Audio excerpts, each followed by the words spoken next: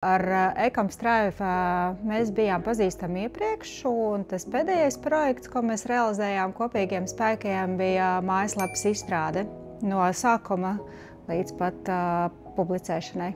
Es esmu Spilvena Nams radītāja un vadītāja, un tas, ko mēs darām, mēs palīdzam klientiem atrast īsto to komfortu tajos mazajos nieciņos, kā spilvens, sega, gultas veļa, un tas, ko mēs katreiz sakam un atgādinam, ja, kā laba diena sākas naktī.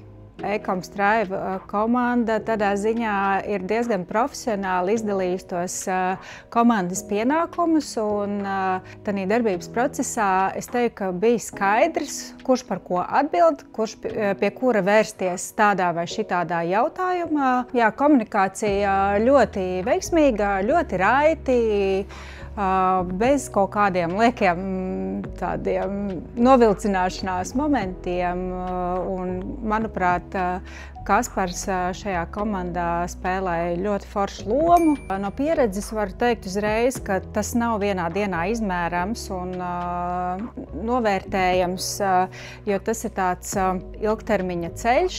Mājaslapas izveide nav tikai uztaisīt mājaslapu un ar to viss beidzas. Ja? Mēs lieliski saprotam un apzināmies to, ka ir nepieciešams strādāt pie šīs SEO, veidot backlinkus, veidot rakstus, veidot video.